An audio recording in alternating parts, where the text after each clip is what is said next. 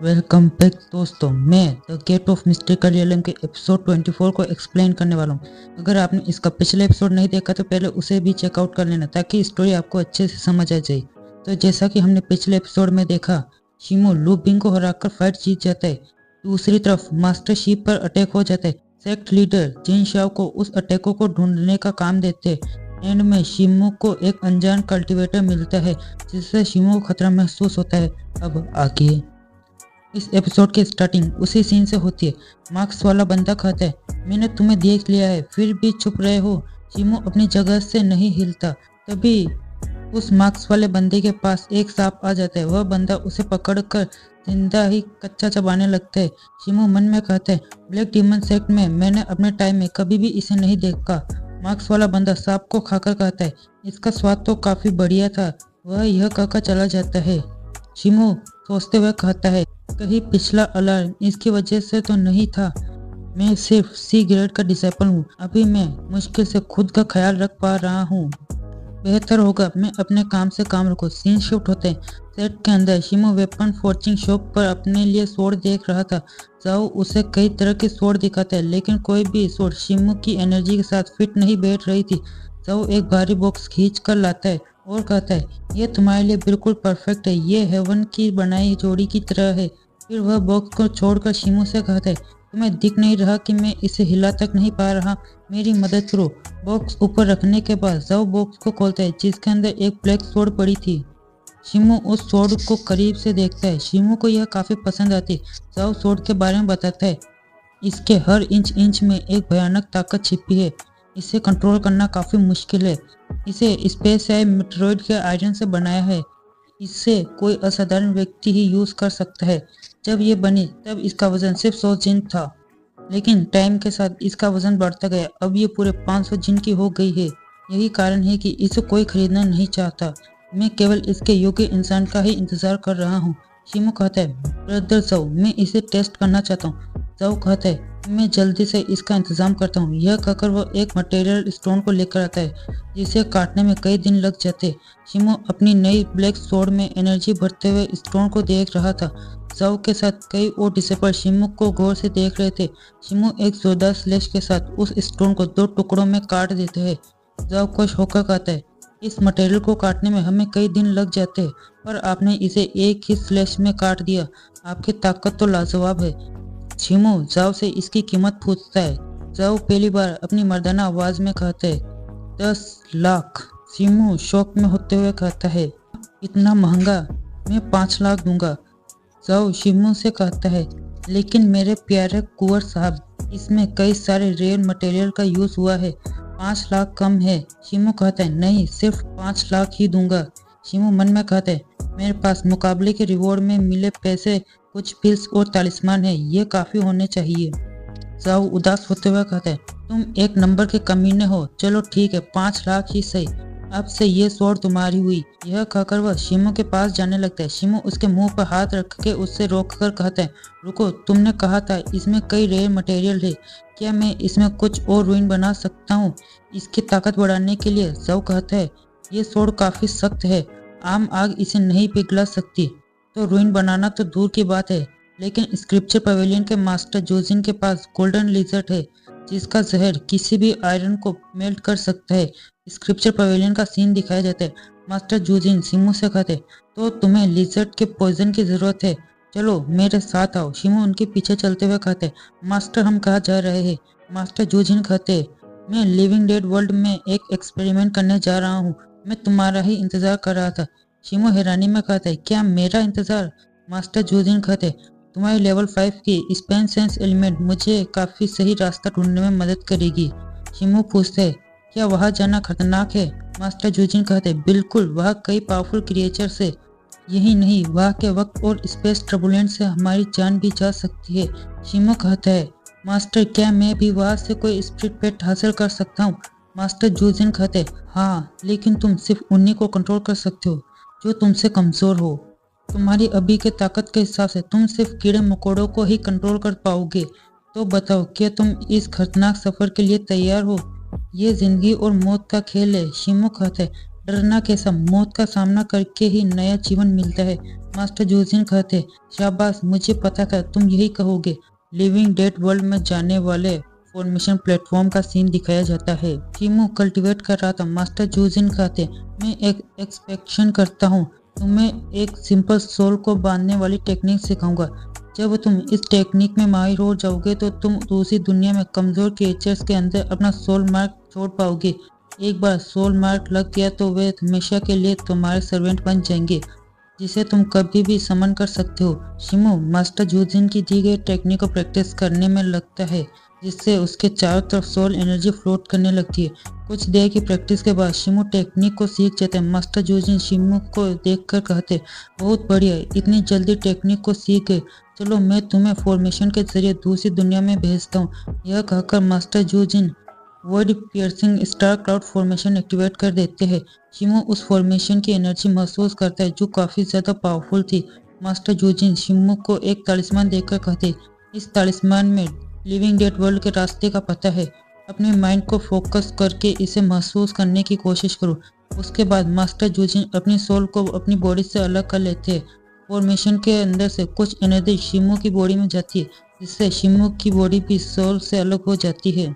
शिमू मन में कहता है, मेरी सोल ने बॉडी को छोड़ दिया है, मेरा शरीर कितना हल्का महसूस हो रहा है। मास्टर जूजिन शिमू को तालिस्मान का इस्तेमाल करने के लिए कहते। शिमू उनके दिए तालिस्मान का यूज कर फॉर्मेशन में एक पोर्टल खोल देता है। मास्टर जूजिन शिमू को पकड़कर कहते, तुम्हारी अभी की ताकत के साथ तुम लिविंग डेड वर्ल्ड में ज्यादा देर तक नहीं रुक सकते, इसलिए फोर्सफुली रुकने की कोशिश मत करना, वरना सब खत्म हो जाएगा। शिमू पूछता है, इसका क्या मतलब है? मास्टर जूजिन उसे अनसुना कर पोर्टल के अंदर चले जाते।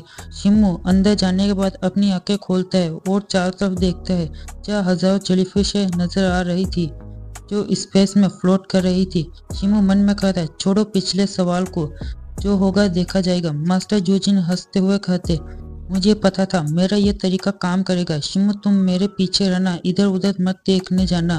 तभी शिमू को एक जेलीफिश के अंदर अपने भाई बहन दिखते हैं। शिमू जैसे ही उसके पास जाता है वह इल्यूजन में फंस जाते हैं।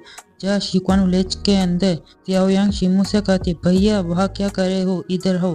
शिमू उन दोनों के पास जाकर कहता है, सियाओही सियाओयांग तुम दोनों यहाँ क्या कर रहे हो? सियाओही कहता है, देखो हम किसके साथ लाए हैं। शिमू उनके पीछे देखता है जहाँ उसकी माँ खड़ी थी। शिमू धीरे धीरे उनके पास जाते हुए कहता है, माँ क्या आप ये है, आप यहाँ क्या कर रही है? तभी शिमू को अपनी जिंदगी का सबसे दर्दनाक पल याद आ जाता है, जहाँ उसकी फैमिली उसकी आंखों के सामने मारी गई थी। शिमू खुद से कहता है, ये सच नहीं है, आप सब तो मर गए थे, ये बस एक इल्यूजन है। शिमू के इतना कहते ही उसकी माँ वहां से गायब हो जाती और आसपास का पूरा एरिया लाल हो जाता है। शिमू पीछे देखता है जब उसके दोनों भाई बहनों की आंखें सुर्ख लाल हो गई थी।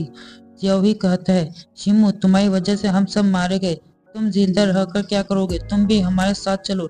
यह कहकर वह शिमू को अटैक करता है, जिससे शिमू डर जाता है और इल्यूजन को तोड़कर बाहर आ जाता है। शिमू गहरी सांसें लेते हुए कहता है, मुझे कुछ देर के लिए ऐसा लगा जैसे मैं इल्यूजन में फंस गया हूँ। मास्टर जूजिन शिमू से कहते, मेरे कहने के बाद भी तुम जेलीफिश के पास गई, ये कोई खेलने वाली जेलीफिश नहीं है, इन्हें सोल डिवोर्वर कहते हैं, जो लोगों की सोल को इल्यूजन में फंसा कर उन्हें डिवोर कर लेते हैं। लेकिन लड़के, मुझे बिल्कुल उम्मीद नहीं थी कि तुम्हारी विल पावर इतनी स्ट्रॉन्ग होगी कि तुम उनके इल्यूजन को तोड़कर बाहर आ जाओगे। मास्टर जूजिन सामने के पोर्टल को देखते हुए कहते, आखिरकार हम पहुंच गए। फिर वह शिमू के आसपास बैरियर बनाकर पोर्टल को पार कर जाते हैं। मास्टर जूजिन शिमू को नीचे की तरफ फेंकते हुए कहते, बच्चे इस जगह का पूरा मजा लेना, सिर्फ 15 मिनट है तुम्हारे पास, इस बात को याद रखना। शिमू लिविंग डेड वर्ल्ड के आसपास का नजारा देखने लगता है, जहाँ चारों तरफ ब्लडी मिस्ट और स्केलेटन भरे पड़े थे, जिनके बीच वॉर छिड़ी पड़ी थी। उन्हीं के बीच दो पावरफुल बीस्ट फाइट कर रहे थे। एक ग्रीन ओरा के साथ जायंट बर्ड था, जबकि दूसरा ब्लडी मिस्ट के साथ एक वुल्फ था। वुल्फ उस बर्ड की पूंछ को पकड़कर उसे घुमाते हुए चट्टान की तरफ फेंकता है, जहाँ शिमू छिपा हुआ था। बर्ड के टकराने से चट्टान टूट गई और शिमू सबके सामने आ गया। शिमू को देखकर पूरी स्केलेटन आर्मी उस पर टूट पड़ी। शिमू खड़ा होकर कहता है, इनकी ताकत बहुत ज्यादा है, इनके बीच फंसा तो बचना मुश्किल होगा। शिमू अपने तालिस्मान निकालकर उनसे भिड़ जाता है। फाइट के दौरान एक बंदा शिमू को हैमर से हिट करके दूर फेंकता है। शिमू दूर जाते हुए उस बंदे पर तालिस्मान फेंक देता है। धमाकों के बीच एक जायंट चेन हैमर शिमू पर अटैक करता है। शिमू एक बैरियर बनाता है लेकिन वह एक सेकंड में टूट जाता है जिससे शिमू इंजर्ड हो जाता है। अब उसे कैसे भी करके इनके बीच से निकलना था, नहीं तो वह मारा जाएगा। तभी एक स्केलेटन अपने घोड़े के साथ शिमू पर अटैक करता है जिसका साइज तो शिमू से 4 गुना ज्यादा था। शिमू फिर से बैरियर बनाता है लेकिन यह भी एक ही झटके में टूट जाता है जिससे शिमू पीछे की दीवार से टकरा जाता है। पूरी स्केलेटन आर्मी उसकी तरफ बढ़ जाती है। शिमू के पास अब अपनी स्वॉर्ड का इस्तेमाल करने के अलावा कोई और रास्ता नहीं था। शिमू तालिस्मान का यूज कर एक पोर्टल खोलकर अपनी new black star nether sword बाहर निकालता है। इस ब्लैक स्वॉर्ड को ये नाम मैंने खुद से दिया है क्योंकि ये एक मेट्रोइड के मटेरियल से बनी है। शिमू अपनी ब्लैक स्टार नेदर स्वॉर्ड को एनर्जी से फुल्ली चार्ज कर स्केलेटन को गाजर मूली की तरह काटने लगते हैं। उसी वक्त जायंट बर्ड वहां आकर 2 फायर टोर्नेडो क्रिएट करते हैं जो सभी स्केलेटन को हरा देता है। शिमू बचने के लिए छिप गया था जिस वजह से उस जायंट बर्ड का ध्यान शिमू पर नहीं गया। शिमू खुद से कहता है यह जगह मेरी सोच से भी कई गुना ज्यादा खतरनाक है। तभी उसकी सोल गायब होने लगती है। शिमू कहता है टाइम बहुत कम बचा है, मुझे किसी न किसी क्रिएचर के ऊपर सोल मार्क लगाना होगा क्योंकि मैं खाली हाथ तो नहीं जाने वाला। तभी स्केलेटन्स के बीच से एक ह्यूमन क्रिएचर बाहर निकलता है। शिमू कहता है लगता है ये लो रैंक का क्रिएचर है, चलो यही सही। शिमू मास्टर जूजिन की बात याद करता है, उन्होंने कहा था ज्यादा देर रुकने की कोशिश मत करना वरना सब खत्म हो जाएगा। शिमू बिना टाइम वेस्ट किए अपने ब्लड से एक तालिस्मान बनाकर उस लड़की के सिर पर लगा देते हैं जिससे उस पर शिमू का सोल मार्क लग जाता है। शिमू याद करता है मास्टर जूजिन ने कहा था सोल पेट मास्टर के खतरे को महसूस कर सकते हैं और उसकी जान बचाने के लिए अपनी पूरी ताकत लगा देते हैं। प्रेजेंट में सोल मार्क लगते ही शिमू वापस अपनी बॉडी में आ जाता है। शिमू अपने शरीर को महसूस करके राहत की सांस लेता है फिर खुश हो जाता है। मास्टर जूजिन शिमू की खुशी देखकर कहते तुम्हारी खुशी देखकर लगता है तुम मार खाकर ही वापस नहीं आए हो। शिमू कहता है मास्टर मैंने एक अनडेड क्रिएचर पर अपना सोल मार्क लगाने में कामयाब हुआ। मास्टर जूजिन कहते हैं शाबाश बच्चे, माना अनडेड से बड़ी इस दुनिया के क्रिएचर्स लो लेवल के हैं पर तुम इन तबाही के बीच सोल मार्क लगाने में कामयाब हुए। ये तुम्हारे लिए सोल मास्टर बनने का एक और कदम है।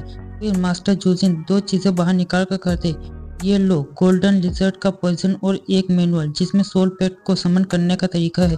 शिमू उन दोनों को पाकर खुश हो जाता है और मास्टर जूजिन का धन्यवाद करता है। अगले सीन में शिमू को उसके कमरे के अंदर देखते जो अपने हाथ में मैनुअल को देखते हुए कहता है मैंने अपने बचाव के लिए कुछ और तालिस्मान बनाए हैं, साथ ही समनिंग फॉर्मेशन के लिए सारे मटेरियल भी इकट्ठा कर लिए हैं। अब टाइम है उसे बुलाने का। यह कहकर शिमू अपनी पावर से फॉर्मेशन एक्टिवेट करते हैं जिसके बीच से शिमू का न्यू सोल पपेट हाजिर हो जाता है जिससे भयानक ऑरा निकल रहा था। शिमू उसे देखकर कहता है तो तुम एक लड़की हो, तुम्हारा नाम क्या है, क्या तुम मेरी बात समझ सकती हो?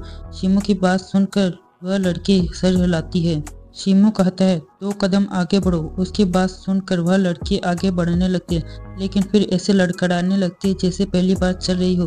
उसकी बच्चों वाली चाल देखकर शिमू अपना माथा पकड़ लेता है फिर कहता है चलो देखते हैं अब इसमें ताकत कितनी है, सुनो मुझ पर पंच मारो। उसकी बात सुनकर वह लड़की अपनी पूरी ताकत के साथ शिमू पर अटैक करती है। शिमू को एक उम्मीद नजर आती है लेकिन पंच लगने के बाद उस पर भी पानी फिर जाता है। शिमू कहता है इसकी ताकत 7th या 8th लेयर के बॉडी टेम्परिंग के वॉरियर के बराबर है।